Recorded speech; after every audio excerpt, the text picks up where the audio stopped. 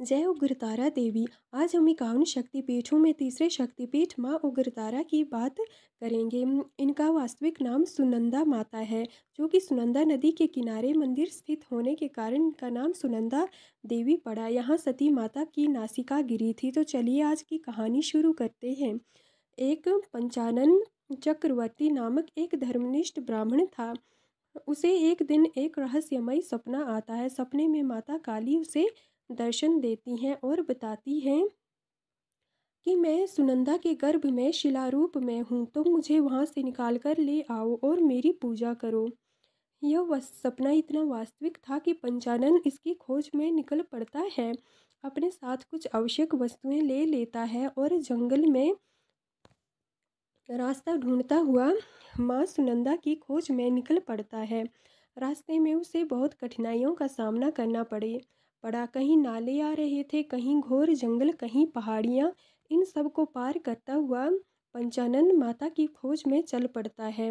तभी उसे एक घाटी मिलती है जो बड़ी बड़ी पहाड़ियों से घिरी होती है, जहाँ से सुनंदा नदी बह रही थी। उसे आशंका होती है कि यह वही स्थान है, क्योंकि काली माता ने सपने में संकेत दिया था कि वह स्थान कहाँ हो सकता है। तभी पंचानन को एक रोशनी दिखाई देती है। एक बड़ी चट्टान के बीच में एक पत्थर रखा हुआ था। उस पर कुछ लिखा हुआ था और ऊपर से आसमान से तभी रोशनी आती है, जिससे वो पत्थर प्रकट हो जाता है।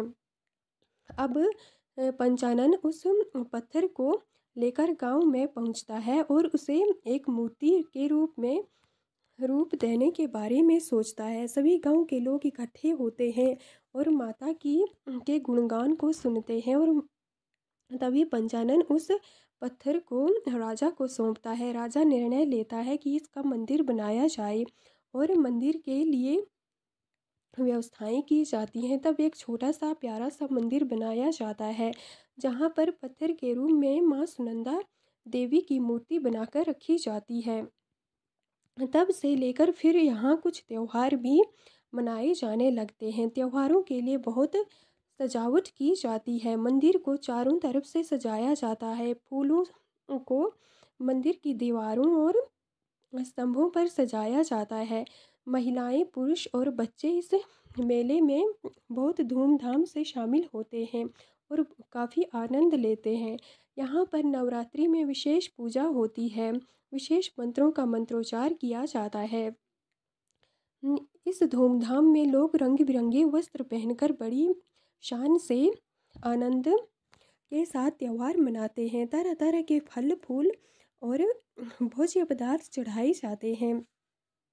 मंदिर को इतने अच्छे से सजाया जाता है कि यह इतना खूबसूरत लगता है कि इससे आंखें तक नहीं हटती हैं। यह है माँ सुगंधा देवी का अद्भुत चमत्कार या इनकी लीला। परंतु तब यहाँ एक घटना घटती है। यहाँ की मूर्ति चोरी हो जाती है और काफ़ी खोजबीन करने पर भी वास्तविक मूर्ति नहीं मिल जाती है।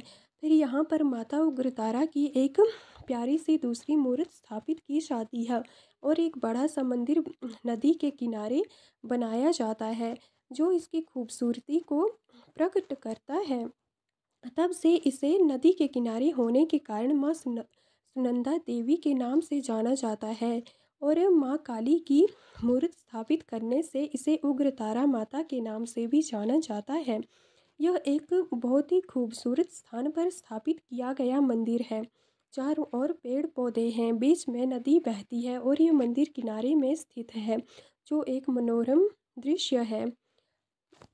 मंदिर की दीवारें भी कई नक्काशियों से सुसज्जित की गई हैं। यह मंदिर प्राचीन होकर भी बहुत प्यारा लगता है। इसमें तरह तरह की नक्काशियाँ की गई हैं, तरह तरह की मूर्तियाँ, आकृतियाँ बनाई गई हैं, जिन्हें देखकर सजीव प्रतीत होता है। ऐसा लगता है जैसे ये आकृतियाँ और मूर्तियाँ सजीव हैं और अभी बोल पड़ेंगी।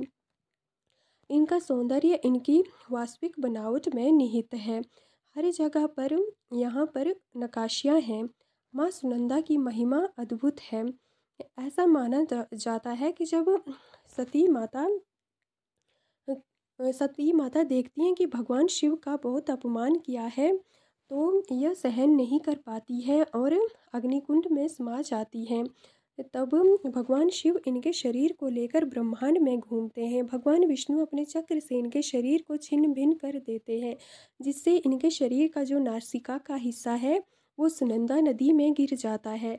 तभी माता ब्राह्मण के स्वप्न में आकर अपने शरीर का ये हिस्सा मंदिर की में स्थापित करती हैं। तभी से माँ बांग्लादेश के इस मंदिर में विराजमान है। बोलो सुनंदा माता की जय।